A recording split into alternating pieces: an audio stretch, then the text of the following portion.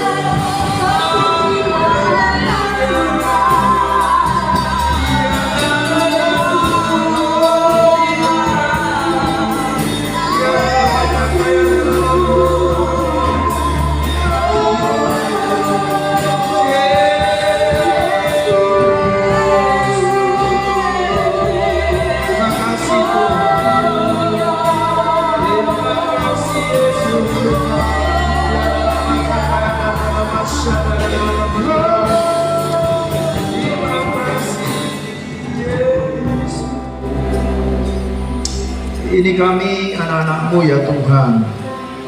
Kami ada dalam hadirat-Mu. Dan kami percaya bahwa kami tidak hanya ingin merasakan hadirat-Mu. Lebih dari sebuah merasakan hadirat-Mu adalah kami ingin mengenal apa menjadi rencana Tuhan, apa menjadi tujuan Bapa dalam kehidupan kami hari lepas hari. Bahkan mau mengerti apa yang menjadi kehendak Bapa yang sempurna buat kami. Berbicaralah bagi kami Tuhan. Terima kasih Bapa, karena kami sudah siap mendengar firman-Mu. Di dalam nama Yesus, haleluya, amin. Ya, shalom Bapak Ibu Saudara sekalian. Shalom yang ada di rumah, puji Tuhan Bapak Ibu Saudara sekalian. Matius pasal 7 ayat 20 sampai 23. Ya, moto firman Tuhan. Firman Tuhan adalah pelita bagi kakiku dan terang bagi jalanku. Dan hidupku diubahkan untuk hidup seperti Yesus. Dan saya siap dengar firman Tuhan dan belajar untuk melakukannya. Katakan amin. Ya, mari kita baca ayat ini sama-sama. 1, 2, 3. Jadi dari tuanya lah kamu akan mengenal mereka. Bukan setiap orang yang berseru kepadaku, Tuhan, Tuhan, akan masuk ke dalam kerajaan surga, melainkan dia yang melakukan kehendak Bapakku yang di surga. Pada hari terakhir banyak orang akan berseru kepadaku, Tuhan, Tuhan, bukankah kami bernubuat demi namamu dan mengusir setan demi namamu dan mengadakan banyak mujizat demi namamu juga? Pada waktu itulah aku akan berterus terang kepada mereka dan berkata, aku tidak pernah mengenal kamu. Nyalah daripada kamu sekalian pembuat kejahatan. Aku tidak pernah mengenal kamu, padahal melakukan perbuatan-perbuatan yang supranatural. Ada masalah, ada tekanan, selalu memanggil dan berseru memanggil nama Tuhan. Tapi tiba-tiba saudara, ayat 22 muncul. Pada waktu itulah aku akan berterus terang kepada mereka. Mereka ini siapa? Yang suka memanggil nama Tuhan, betul? Yang melakukan perbuatan-perbuatan spiritualitas yang ajaib, bernubuat, menyembuhkan orang sakit, berkarunia roh, berbahasa roh, dapat penghindatan dan sebagainya. Saudara terganggu dengan teks-teks seperti ini? Saudara, dulu waktu saya baca ayat ini Bapak Ibu Saudara sekalian, karena saya cuma copot ayat 21 sampai ayat 23, saya mulai berpikir, jangan-jangan ini Lembaga Alkitab Indonesia dong salah tuliskah? Betul tidak? Berseru memanggil Tuhan, berarti kan dia beriman, melakukan mujizat. Wah, berarti dia ada dalam urapan Tuhan. Betul tidak? Tapi kok bisa ya?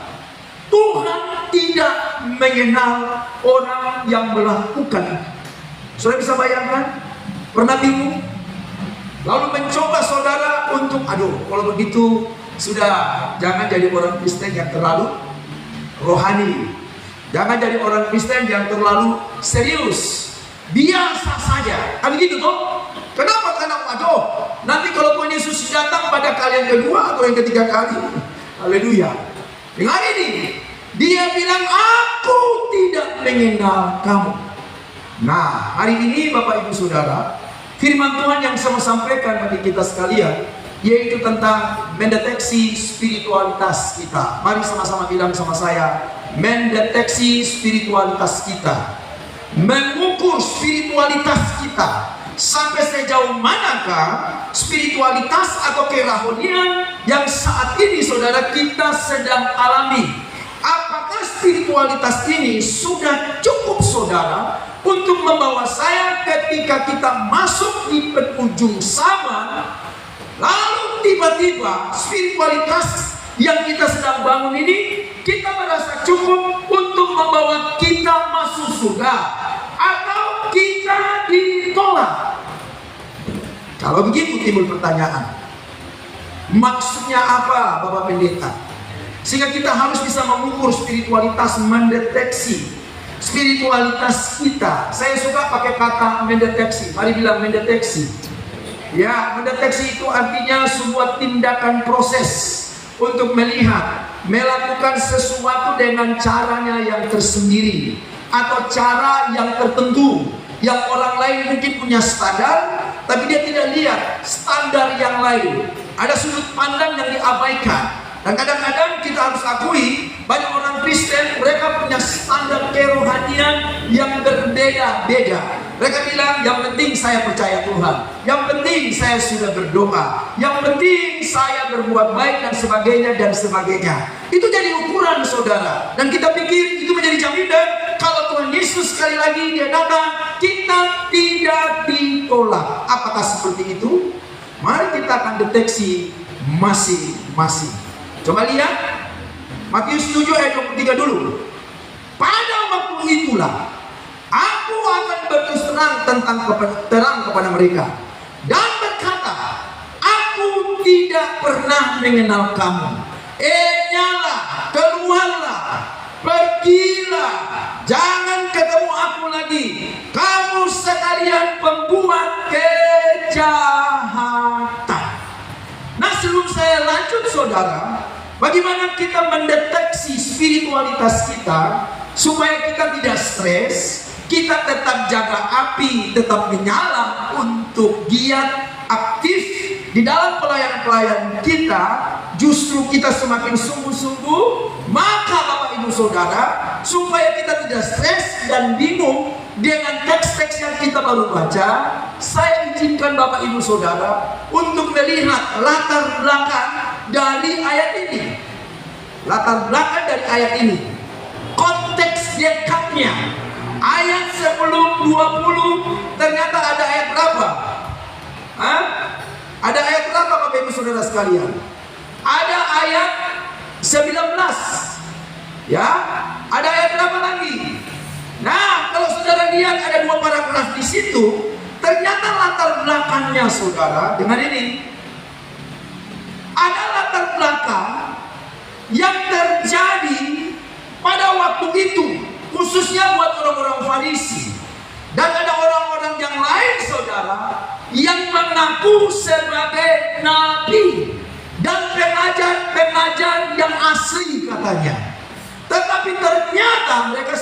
apa?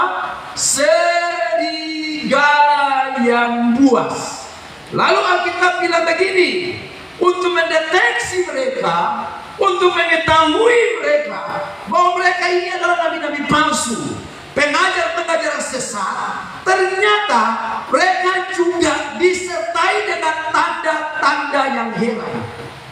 Mereka melakukan mujizat, saudara, tapi palsu.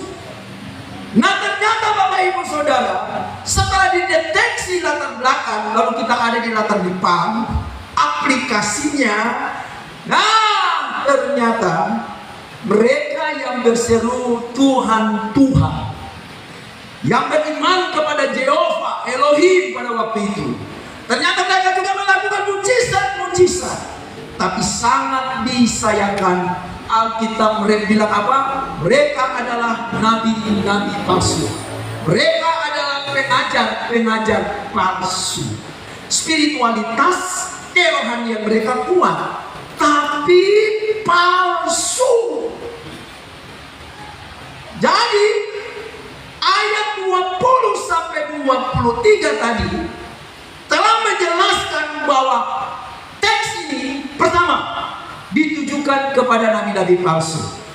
Lalu bagaimana dengan kehidupan kita? Apakah apa yang Tuhan kecam terhadap orang Farisi, nabi-nabi palsu dan pengajar-pengajar sesat bisa terjadi dengan kekristenan kita atau tidak? Bisa tidak, Bapak Ibu Saudara. Ketika Tuhan datang pada kali yang kedua, Tuhan tolak kita. Padahal di dalam spiritualitas, aktivitas rohani kita sering mengunjungi jemaat atau bikin KKR dan terjadi mujizat Tuhan. Bisa atau tidak? Tapi ternyata akhirnya kau selesai, kau tidak boleh masuk. Kau sampai di situ, aku tidak mengenal kamu. Nah, deteksi yang pertama buat kita anak-anak Tuhan termasuk saya, mari. Ternyata orang-orang yang ditolak oleh Tuhan tidak usah tunggu di akhir zaman, di ujung zaman, tapi di zaman ini juga bisa juga kita ditolak dalam pelayanan dan spiritualitas kita. Kenapa? Karena ini yang pertama, kita akan ditolak sama dengan nabi-nabi palsu kalau kita hanya sampai sebatas berseru dan memanggil nama Tuhan. Next. Halo yang di belakang, sudah masuk di 1. Ya, mereka yang hanya berseru memanggil nama Tuhan. Bukan setiap orang yang berseru kepada Tuhan, Tuhan berseru memanggil. Tapi coba lihat kata berseru-seru atau memanggil-manggil. Kita cek dasar di dalam pemanggilan mereka kepada Tuhan, berdoa kepada Tuhan. Adakah dasar yang cukup kuat dalam hati mereka supaya mereka tidak ditolak? Ternyata benar Bapak Ibu Saudara sekalian, setelah dideteksi orang-orang ini adalah orang yang hanya main di luar, yang cuma ngomong doa. Mestinya apa yang keluar dari mulut harus dari hati. Mereka lawan hukum ini, saudara. Berarti ada yang tidak beres dengan hati mereka. Coba lihat Matius 15 ayat 8. Coba baca. Bangsa ini, ayo baca sama-sama 3. Bangsa ini memuliakan aku dengan bibirnya, padahal hatinya jauh daripada dia. Mereka berseru memanggil, oh Tuhan, tolong saya, terpujilah namamu. Tapi ternyata hatinya jauh daripadaku. Berarti Bapak Ibu dengar ini, di dalam hatinya tidak ada iman yang sejati. Mereka hanya tahu tentang Allah Jehovah Elohim, Allah pencipta langit, bumi dan segala isinya. Tapi mereka tidak takut kepada Allah. Tidak ada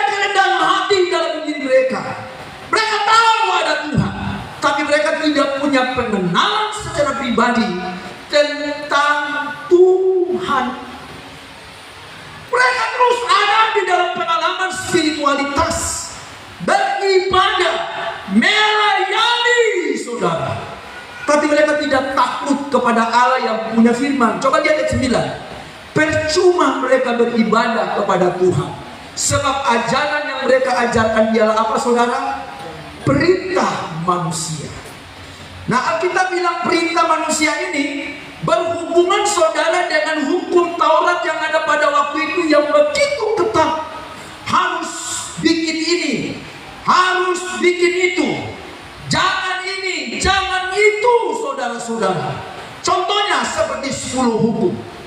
Mereka lakukan itu saudara, menjadi aturan manusia, tapi mereka tidak mampu.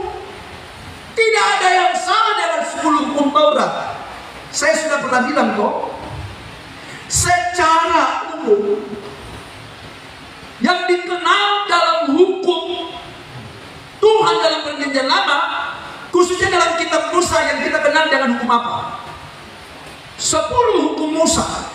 Tapi saudara, saya sudah pernah kasih tahu toh, ternyata hukum Taurat itu bukan hanya 10, banyak, ratusan saudara.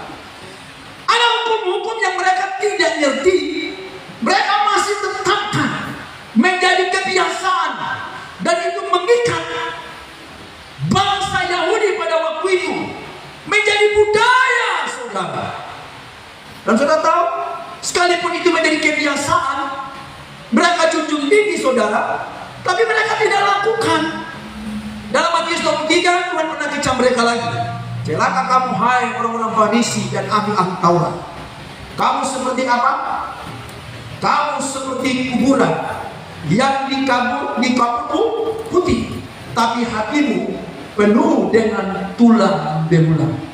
Penampilannya oke, mereka kuat dengan hukum, tapi mereka sendiri tidak saudara siap melakukan. Yesus datang untuk menggenapinya, mereka menolak. Mereka tidak mengakui bahwa Yesus itu adalah Mesias, anak Allah yang diutus oleh Allah. Mereka berharap Mesias yang datang pada waktu itu saudara harus membebaskan mereka dari penjajahan apa? Kerajaan Romawi. Tapi ternyata dia datang bukan membebaskan mereka dari penjajahan Romawi, malahan dia apa saudara? Malahan dia apa? Dia disalib. Malahan mereka yang berseru, yang memprovokasi saudara raja pada waktu itu untuk salibkan, bunuh Yesus. Mereka kehilangan pengenalan. Jadi kita juga tidak ada bedanya dengan mereka, caranya saja yang berbeda. Nah, coba lihat Roma 10 ayat 2 buat kita ya. Coba baca 3. Sebab aku dapat memberikan kesaksian tentang mereka, bahwa mereka sungguh-sungguh giat untuk Allah. Sungguh-sungguh giat untuk Allah. Hebat ya. Berarti mereka punya kerohanian di mana Bapak Ibu Saudara? Luar biasa. Dengan kata lain, wah, mereka punya power Deo, hidup di hadirat Tuhan. Dahsyat. Roh mereka menyala-nyala. Mereka tetap menjaga api mereka untuk apa? Tetap menyala-nyala. Tapi Alkitab bilang mereka lakukan itu tanpa apa saudara? Tanpa pengertian yang benar. Terus ayat 3 kita bilang apa? Sebab oleh karena mereka ya tidak mengenal kebenaran Allah, terus dan oleh karena mereka berusaha untuk apa? Mendirikan kebenaran mereka sendiri, maka mereka tidak takut kepada kebenaran. Halo? Tidak takut kepada kebenaran. Mereka sendiri tidak takut kepada hukum Taurat. Mereka telah mampu saudara. Bahkan Yesus yang datang menggenapi kebenaran Allah, mereka juga tidak takut. Mereka berseru saudara. Ya, mereka berseru supaya Yesus dihukum. Jadi mari kita periksa Bapak Ibu Saudara sekalian spiritualitas kita. percaya Yesus, tapi coba deteksi. Lihat, apakah saudara, hati saudara adalah sungguh-sungguh mengenal Yesus yang adalah Tuhan. Next, sampai sudah bisa ini? Ya, lagi gangguan, tak bisa. Yang kedua, saudara tak bisa main di sini, tak kandas di sini, harus lihat ke belakang. Yang kedua, saudara, ternyata hasil deteksi dari Yesus kepada murid-murid Yesus, kepada orang-orang Farisi pada waktu itu adalah ini. Ternyata mereka bisa ditolak. Kita pun bisa ditolak, saudara-saudara, karena kita tidak melakukan kehendak Bapa. Betul tidak, saudara-saudara? Ya kan? Betul tidak? Bangsa ini berseru berpanggil nama Tuhan, Tuhan, Tuhan, Tuhan, Tuhan. Tapi mereka tidak melakukan kehendak Bapa. Apa itu kehendak Bapa? Kehendak Bapa itu apa, saudara-saudara? Kalau ada Bapa, pasti ada anak. Sederhana aja. Mereka tidak melakukan kehendak Bapa, yaitu kehendak Bapa yang sudah mengutus anaknya. Kan itu, yaitu kehendak Yesus. Ternyata kehendak Yesus, saudara, tidak bisa terlalu diharapkan. Justru Yesus datang menderita sampai mati. Yang kena bangsa Israel, ya kebebasan secara politis. Ayo Tuhan, bebaskan kami supaya kami menjadi bangsa yang merdeka, yang tidak dijaga lagi oleh kerajaan Romawi. Saudara kan bisa lihat di dalam Kisah Rasul pasal 1 di situ.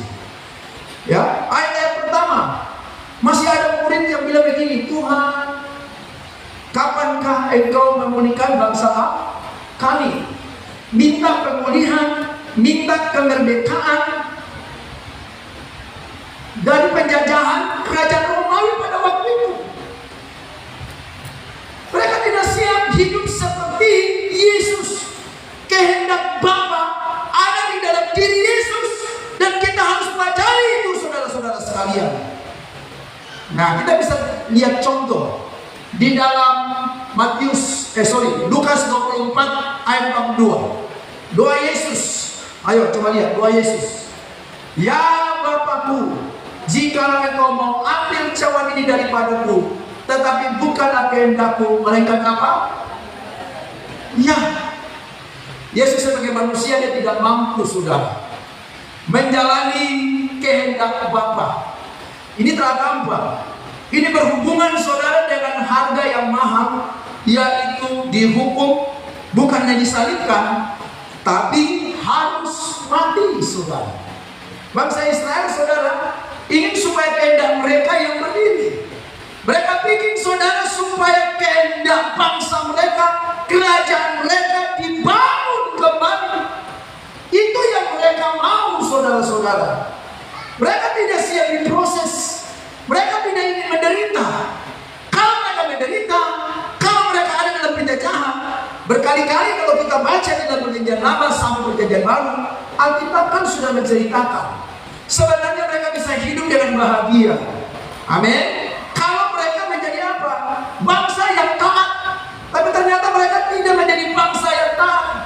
Mereka jatuh bangun dan jatuh berdiri, bahkan mati berkali-kali, saudara-saudara. Lalu ada generasi yang baru muncul lagi, disiapkan untuk melakukan kehendak Bapa, tapi mereka tidak semua berhasil.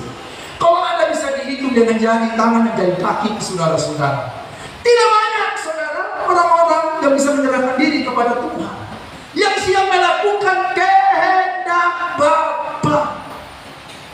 Udah ngeri. Jadi kehendak Bapa ini, yang hari ini Bapak Ibu Saudara, adalah sikap hidup yang berkenan kepada Tuhan. Mari sama-sama bilang sama saya, kehendak Bapa adalah 3. Adalah apa? Sikap hidup yang berkenan di mata Tuhan. Jadi ada pertanyaan, apakah saya layak? Apakah saya pantas ya hidup di hadirat Tuhan, melayani Tuhan? Ya, dan itu yang Tuhan mau atau tidak? Atau kalau kita menyala-nyala ingin melayani, ingin berdoa, tapi kita abaikan kehendak Bapa. Kita tidak siap diproses, kita tidak siap menderita. Kita ingin ada di dalam zona nyaman. Tidak boleh ada yang ganggu kita. Setiap kemauan hadapan kita, kau jangan dan kau harus lakukan. Ketika ditolak kita tidak siap, saudara. Padahal ketika Yesus datang, aduh, penolakan itu banyak terjadi sama Yesus. Kita ini baru sedikit ditolak, dikecewakan, tidak dihargai. Betul tidak? Tapi Yesus lebih parah, saudara. Tapi dia tetap ada dan melakukan kehendak Bapa di surga. Tidak gampang Bapak Ibu Saudara untuk melakukan kehendak Bapa. Ayat ini cukup jelas menerangkan. Ketika Yesus ada di taman Getsemani, dia menyadari melakukan kehendak Bapa itu bukan gampang-gampang, susah lagi. Memang tidak gampang, memang sulit, saudara. Loh ya kan? Dia berdoa seperti apa, saudara? Kalau boleh, cawan ini lalu daripadaku, tapi jangan kehendakku. Berarti tidak gampang, saudara, melakukan kehendak Bapa. Kalau kehendak diri sendiri, keinginan diri sendiri, paling apa, saudara? Kalau kehendak diri sendiri paling gampang atau paling susah? Coba tanya diri kalian. Kalau kau ingin melakukan sesuatu yang kau mau, paling gampang kah paling susah? Lalu memaksa. Paling gampang atau paling susah? Paling gampang keinginan kita kok. Betul tidak? Paling gampang. Karena ego kita, saudara, masih kuat. Nah, itu yang Tuhan tidak suka. Yang Tuhan mau adalah seluruh hidup kita diserahkan kepada Dia. Tidak setengah-setengah. Bukan hanya persembahan, bukan hanya perpuluhan, bukan hanya ucapan syukur. Bilang sama tetangga kiri, tadi coba lihat, semua hidupmu kepada Tuhan. Amin. Semua hidup kepada Tuhan. Kalau saya tanya gampang atau tidak, jangan bilang gampang-gampang susah lagi. Tidak gampang, saudara. Susah atau tidak? Sama aja tidak susah juga. Jadi gini Bapak Ibu Saudara, melakukan kehendak Bapa yaitu firman Tuhan, kita tidak bisa bilang gampang-gampang susah. Ya, itu mungkin hal yang manusiawi loh Bapak Pendeta, gampang-gampang susah. Oke, silakan. Pertama, memang tidak gampang. Yang kedua, memang tidak susah. Lalu Bapak Ibu Saudara tanya saya, kalau tidak gampang, tidak susah, lalu jawabannya apa Bapak Pendeta? Bilang sama tetangga kiri kanan, itu tergantung dari keputusan. Amin. Bilang tergantung dari keputusan. Memang itu adalah kehendak bebas, free will. Tuhan berikan kepada kita. Tapi free will atau kehendak bebas bukan kehendak bebas yang sebebas-bebasnya. Kan pilihan. Tapi kalau melakukan kehendak Bapa bukan pilihan lagi. Tapi itu adalah ketaatan. Tidak gampang, juga tidak susah. Di dalam surat Yohanes ya, surat pertama Yohanes toh, saya lupa di mana. Kalau ada yang ingat bisa kasih tahu saya. Alkitab bilang apa? Perintahku tidak berat. Kalau tidak berat berarti ringan. Jadi kehendak Bapa itu ringan. Bilang sama tetangga kiri kanan, ternyata kehendak Bapa itu ringan ya. Bilang kehendak Bapa itu ringan ya. Kalau ringan kira-kira mudah dilakukan, tapi tidak itu Bapak Ibu Saudara. Yang namanya ringan kira-kira gimana? Mudah atau mudah-mudahan bisa dilakukan. Kalau mudah-mudahan itu artinya masih ada berat hati, kan gitu toh? Kalau mudah masih bisa. Ringan. Saya tidak memudahkan dalam mudah, ringan. Artinya Tuhan itu sudah perhitungkan bahwa setiap kita sebenarnya bisa melakukan kehendak Bapa. Kehendak apa saja yang Tuhan berikan kepada kita. Halo, ada orang atau tidak? Memang Bapak Ibu Saudara ini kata memang ini ya. Kadang-kadang tidak langsung. perlu terus belajar seperti seorang murid. Amin. Terus belajar, bilang belajar. Artinya terus praktekkan sampai bisa menjadi kebiasaan yang permanen. Itu sudah pernah diteliti oleh beberapa pakar saudara dari ahli-ahli jiwa. Tentang kebiasaan saudara itu akan menjadi permanen kalau dilakukan sampai 40 sampai 50 hari. Hari pertama, hari kedua kadang-kadang waduh kayak agak setengah mati. Tapi ketika itu dilakukan secara disiplin, dia akan menjadi kebiasaan yang permanen, yang terus-menerus kita bisa lakukan, saudara-saudara. Kalau kita mau belajar, amin. Belajar apa? Belajar melakukan kehendak Bapa. Kalau saudara disakiti berulang-ulang, saudara tidak salah. Kira-kira gampang mengampuni atau tidak sama orang yang melakukan kesalahan berulang-ulang? Secara manusiawi, kira-kira bisa atau tidak? Kebanyakan saya dengar orang-orang yang begini, Bapak Pendeta, aduh, saya ini sudah terlalu disakiti berulang-ulang kali. Jadi mungkin minta maaf Bapak Pendeta, saya tidak bisa mengampuni dia. Padahal mengampuni itu adalah kehendak Bapa atau kehendak manusia? Halo? Kalau kehendak manusia, untuk kebiasaan orang Yahudi, sampai 3 sampai 7 kali kita bikin kesalahan sama mereka, sudah sampai 7 kali kau bikin salah, stop. Makanya timbul pertanyaan, Petrus datang kepada Tuhan, sampai berapa kali kami harus mengampuni orang yang bersalah kepada kami? Sampai 7 kali, kan? Artinya apa? Sudah jadi kebiasaan mereka mengampuni sampai berapa kali? 7 kali. Kalau 8 kali, stop. Sampai di sini saja. Betul tidak? Tapi Yesus bilang apa? Yesus bilang apa Bapak Ibu Saudara? 70 kali, 7 kali. Jumlahnya berapa? 490 kali. Jadi mengampuni 490 kali. Dengar ini bukan berbicara jumlah, oke, sampai 490 kali. Tapi ini berhubungan dengan kehidupan yang terus mau diubahkan, siap melakukan kehendak Bapa.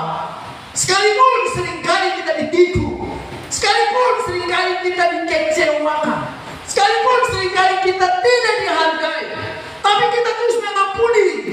Itu maksudnya Bapak Ibu Saudara. Itu kehendak Bapa 70 kali 7 kali.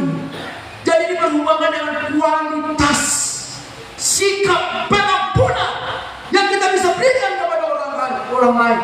Lalu kalau dia berulang-ulang dengan itu, kalau dia berulang-ulang, itu dia punya urusan dengan Tuhan. Kita tetap kasih ikat dia. Mungkin ada disiplin-disiplin, silakan jalani. Tapi kalau dia ulang-ulang, tetap kita mengampuni dia. Dengan kata lain, kita tidak sakit hati sama dia. Halo? Kita harus lupakan. Lupakan di sini bukan lupakan peristiwa.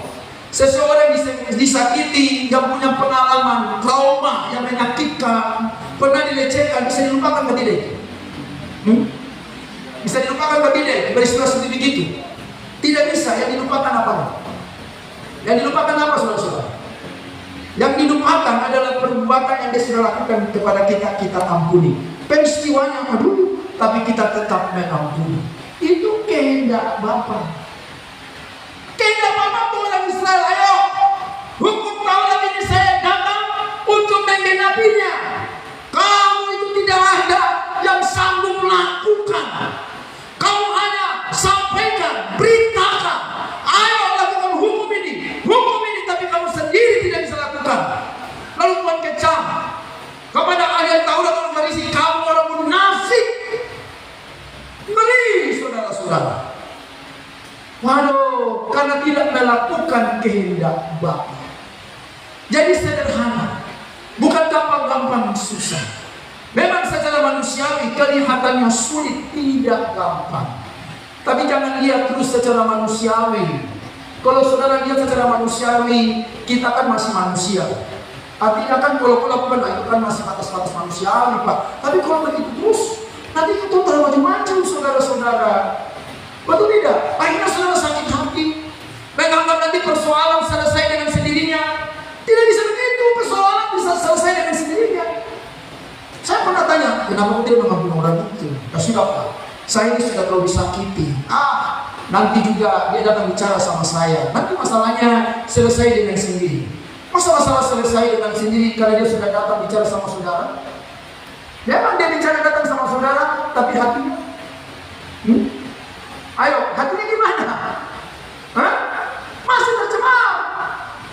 Lakukan kehendak Bapa. Amin. Untuk mentaati perintah-perintahnya. Coba lihat yang tadi.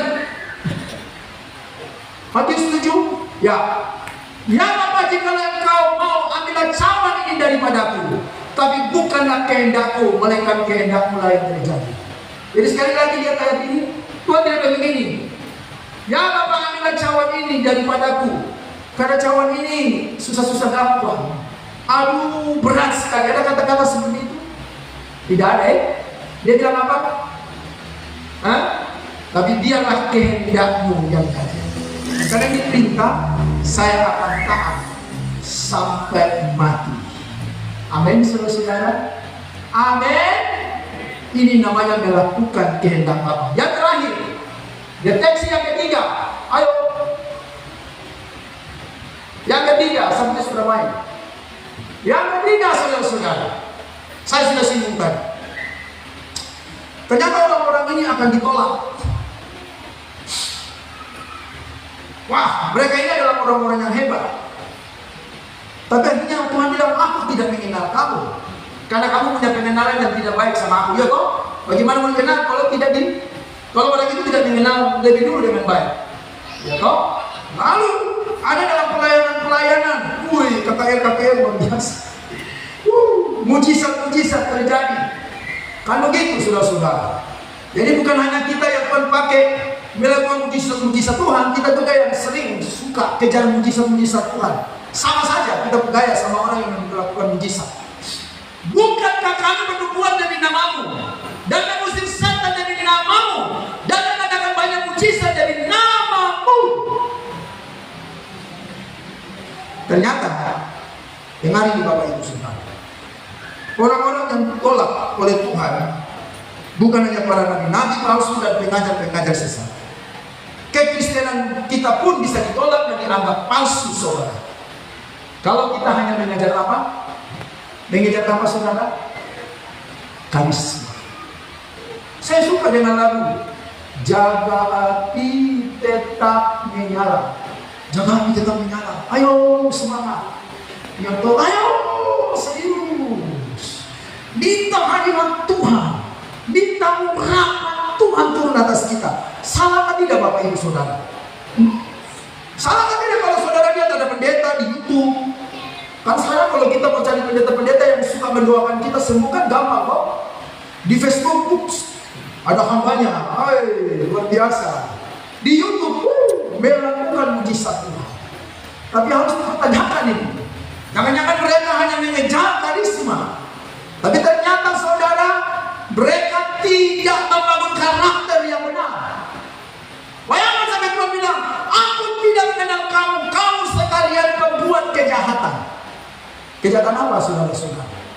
Kejahatan yang bernama tidak berkarakter. Pembuat kejahatan berarti mereka kehilangan karakter. Ini yang tidak boleh ada dalam diri kita. Makanya yang 26 ini, jadi dari buahnya lah kamu akan mengenal mereka. Jangan tertipu saudara dengan penampilan. Sekalipun penampilan itu adalah sebuah ekspresi yang kita bisa lihat, dan itu bisa memberkati kita, dan itu membuat kita haleluya. Kita kasih kemampuan, dahsyat Tuhan pakai luar biasa. Amin. Amin. Tapi ternyata mereka hanya berhenti sampai di karisma. Mengembangkan potensi, talenta, puji Tuhan itu adalah pemberian dari Tuhan. Tapi jangan lupa yang satu ini, kita harus jaga karakter kita. Amin. Amin Bapak Ibu Saudara. 1 Korintus 13, Paulus mengingatkan jemaat yang ada di sana pada waktu itu, Yang hebat dalam 12 karunia kami Roh Kudus. Tapi Paulus bilang begini, hei, sekalipun kamu memberi dirimu untuk dibakar dan sebagainya, betul tidak? Ya kan? Berdoa buat ini, kamu seperti apa katanya? Goyang dan berinci, percuma kalau kamu tidak punya karakter. Salah satunya adalah kasih. Jadi hati-hati Bapak Ibu Saudara. Jangan cuma berdoa, ayo kita puasa 3 hari supaya Tuhan pakai, Tuhan murapi kita. Sekali lagi, itu tidak salah. Saya juga berdoa kok, Tuhan urapi saya, pakai saya, supaya sebentar dalam pelayanan KKR terjadi apa? Mujizat. Saya doa seperti itu Bapak Ibu Saudara. Tapi saya belajar untuk hati-hati. Bukan hanya mengejar karisma, tapi juga membangun karakter ilahi. Akan terlihat Bapak Ibu Saudara, dalam masalah rumah tangga, saudara kelihatannya di gereja dipakai Tuhan luar biasa. Penglihatan, nubuat, khotbah mantap, termasuk saya, saudara mungkin sedikit-sedikit ya, tapi masih terus belajar supaya mantap, ya kan? Tapi kalau ada masalah, nah ini dia, saya beresponsal, karena berespon itu akan membentuk karakter saya, maka itu akan jadi percuma Bapak Ibu Saudara sekalian. Orang memang bisa dengar, kita bilang orang kamu harus masuk surga, tapi kalau kita bilang oh itu semua orang masuk surga, baru kau sendiri tidak masuk surga, kau masuk neraka. Kan ini kan berbahaya Bapak Ibu Saudara sekalian. Halo, ada orang ketiga. Saya berdoa buat kita pada pelayan Tuhan dipakai Tuhan luar biasa. Saya doakan supaya apa? Supaya saudara jaga api itu tetap menyala. Tapi jangan lupa, api itu tidak akan menyala kalau saudara tidak pernah jaga hati saudara, tidak jaga karakter saudara. Maka pelayanan kita akan menjadi sia-sia. Sia-sia itu berhubungan dengan tidak maksimal. Kita akan rasa memang kita bisa melayani, tapi ada sesuatu yang hilang. Mungkin orang lihat kita ini adalah suami yang baik, tapi ternyata istri kita paling tahu bahwa kita ini terlalu baik. Di dalam saja kita di luar saja kita jago, tapi di dalam, oh keluarga suka tahu kita, oh ini di gereja, bla bla bla bla bla bla, tapi di rumah cepat marah, tidak sabar, suka maki-maki. Tapi di luar sangat karisma. Lambat atau cepat akan ketahuan saudara-saudara bahwa kita ini mengejar karisma tapi tidak berkarakter. Nah yang terakhir sebagai penutup, coba lihat 1 Korintus 13 dan 13. Mari bacain sama-sama. 1, 2, 3. Demikianlah ketiga hal ini, yaitu iman, pengharapan, dan kasih. Jadi yang paling besar adalah apa? Nah ayat ini Bapak Ibu Saudara menjadi kesimpulan dan peringatan kepada orang-orang Kristen karismatik di Korintus pada waktu itu. Dengan 12 karunia roh yang ada pada mereka, bahasa roh, ayo, nubuat, kesembuhan, mujizat, tafsir, penglihatan, ada semua sama mereka. Dan terjadi perdebatan, diskusi rame di kota Korintus pada waktu itu. Ya kan? Karena mereka mengajar karisma saja, cuma ingin supaya Tuhan pakai mereka dalam mujizat. Ya toh? Ada pendeta sekarang ini kan demam, doyan. Hadirinlah kebaktian KKR, bawa orang yang sakit, kan itu kita dengar. Dan orang paling suka saudara, daripada belajar tentang pendalaman firman Tuhan atau karakter, mereka tidak suka. Karena ada tantangan, rupanya ada ego-ego yang kadang-kadang masih ada. Aduh, akhirnya dia mengejar karisma, woi, kesembuhan. Sekali lagi saya tidak bilang itu salah. Saya juga berdoa minta Tuhan pakai. Ya toh? Tapi kadang-kadang sekali-sekali muncul, waduh, sekali-sekali muncul kan sudah lumayan. Ayo kembali lagi. Alkitab begini, demikianlah ketiga hal ini, yaitu iman, pengharapan, dan kasih. Artinya gini, kamu yang ada jemaat-jemaat Tuhan itu, kamu ini sangat karismatik sekali ya. Kamu suka dengan karunia Roh Kudus. Dan itu terjadi dengan Pantekosta dan karismatik kita ini, saudara-saudara. Ya toh? Lalu Paulus lanjutkan, kamu dengar ya? 12 karunia ini akan dapat. Bahasa roh yang paling didominan oleh orang-orang Pantekosta, karena dia paling kelihatan toh. Dan dengan Oh, itu kalangan Pentakosta orang, pendeta-pendeta. Paulus bilang begini, kamu dengar baik-baik. Karunia Roh itu akan berhenti. Dia akan selesai. Tapi yang tiga ini, apa saudara-saudara? Sebutkan. Iman. Iman ini bukan sekedar iman biasa. Iman ini muncul dari sebuah hubungan pribadi kita dengan Tuhan. Untuk menerima Dia sebagai Tuhan dan Juru Selamat pribadi dan mengikut Dia. Dan tadi saya bilang mereka hanya berseru-seru. Jadi mereka ini cuma penggemar, suka tentang nama Tuhan. Tapi mereka memanfaatkan nama Tuhan dalam mujizat. Tapi untuk mengikut Tuhan, no. Gak kok? Mereka kejar karunia, oke. Tapi Tuhan bilang, firman Tuhan bilang akan berhenti. Tapi yang tinggal adalah apa? Bilang sama saya, iman. Yang kedua, pengharapan di sini bukan pengharapan minta duit. Jangan punya pengharapan murahan, saudara-saudara. Saya berharap pengharapan yang ada di saudara adalah pengharapan yang berkualitas. Pengharapan yang berkualitas yang saya maksudkan di sini adalah pengharapan. Sekalipun saudara ada dalam keadaan tekanan, dalam keadaan krisis, saya mau beritahu buat kita Bapak Ibu Saudara, di Eropa ini mulai dilanda krisis ekonomi yang berbahaya sekali. Dan itu sudah dimulai di mana? Ada yang ikut itu berita di Inggris? Dimulai di Inggris. Anak-anak ditekam. Jangan ini. Mulai makan apa? Karet. Istri-istri saudara mulai jadi PSK. Jadi krisis terjadi di mana ini? Inggris padahal ini negara apa? Negara maju. Negara maju. Menteri Keuangan mulai wanti-wanti supaya krisis ini jangan sampai dampak ke kita. Tapi ada kemungkinan bisa terjadi, saudara-saudara. Presiden Putin, saudara, mulai bosan. Dia mulai jengkel, saudara. Dia bilang saya akan gunakan nuklir. Betul tidak? Saya baru baca kata-kata. Lalu dengan NATO bilang kita hancurkan Rusia. Nah, kalau sudah begini, saudara, kita di sini bisa kena dampak atau tidak? Bisa. Kita meminta mujizat Tuhan supaya tidak terjadi perang, supaya tidak jadi korban. Itu kan yang kita bisa doakan. Doa-doa yang kita anggap tindakan-tindakan doa profetik, bikin pemetaan, kita klaim daerah ini. Saudara, dengar ini. Sampai saat ini saya bikin pemetaan seperti itu. Saya bukan mengompol bagi kamu Tuhan, tapi selalu saya akhiri gini. Di dalam kehendakmu. Saya tidak bilang begini sekarang berdoakan orang. Sebut dalam nama Yesus. Jadi, tidak. Saya selalu akhiri sekarang.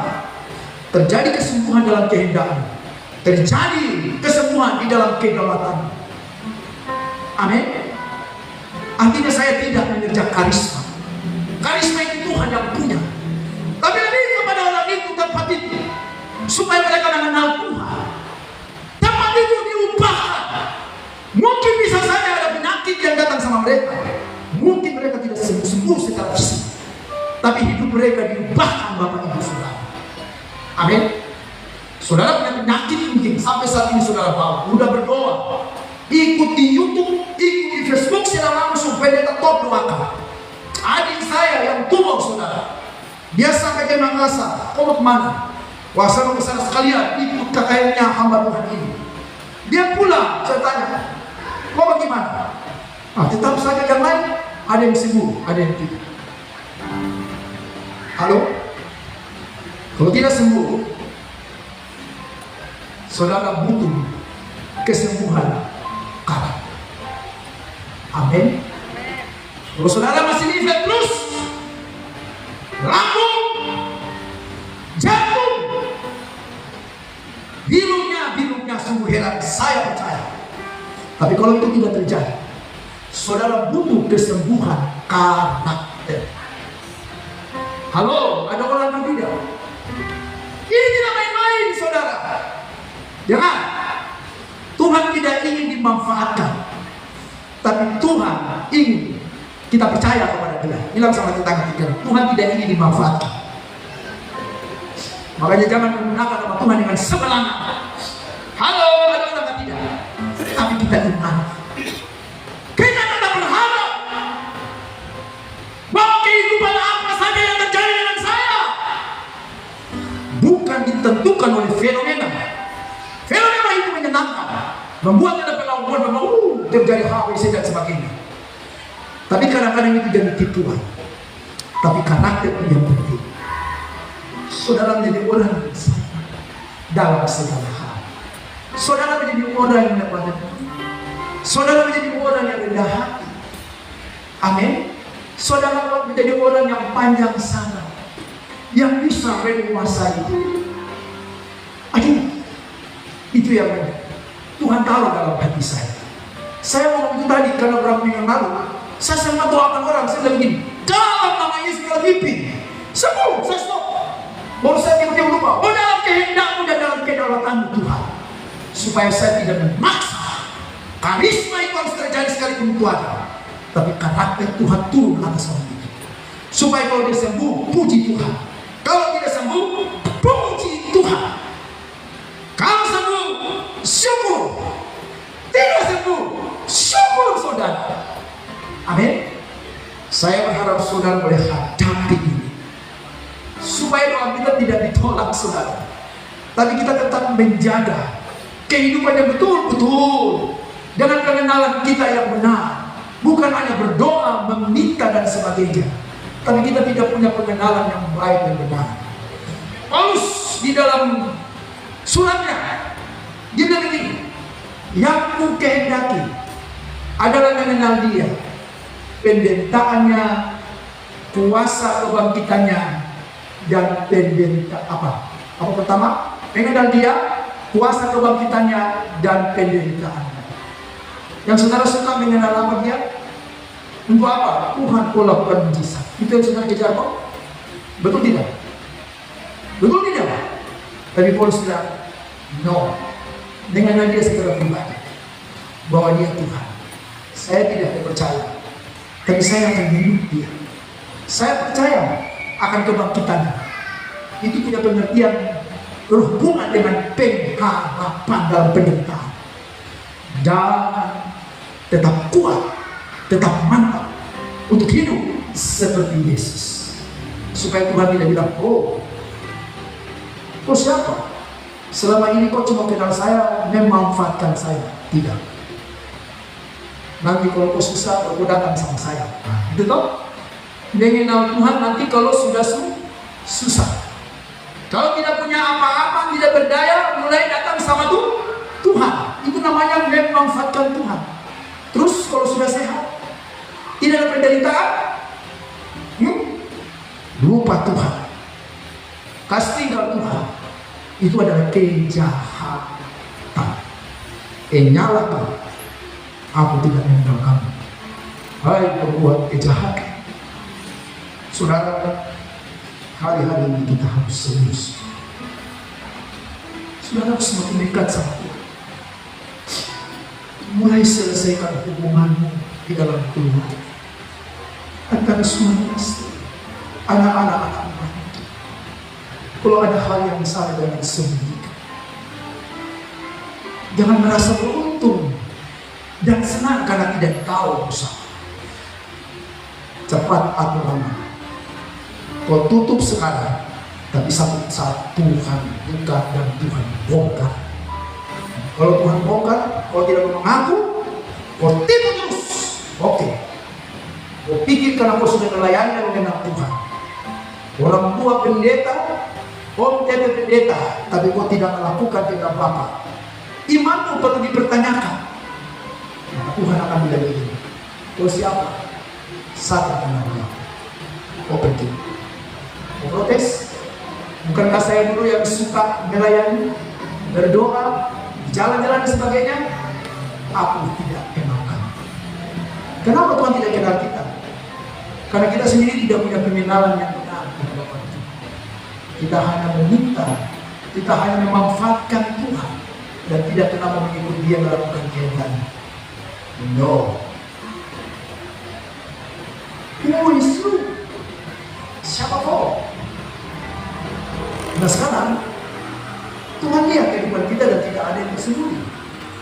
Kalau saudara merasa berdosa, kita bilang saudara orangnya yang Tuhan cari. Betul tidak?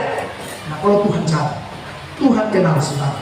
Kita cepat kenal dia. Oh, dia Yesus yang sudah mati karena dosa-dosa saya. Sampai kita bilang sekalipun dosa merah, semerah-merahnya seperti warna tinta, dia akan putih seperti salju. Ada perubahan, ada perubahan karakter, dan kita ikut melakukan kehendak, membangun karakter yang benar. Soal karisma itu kalau sendiri itu bisa terjadi sesuai dengan Tuhan. Mendengar enyahlah engkau, karena aku tidak mengenal kamu, hai kamu sekalian berbuat kejahatan.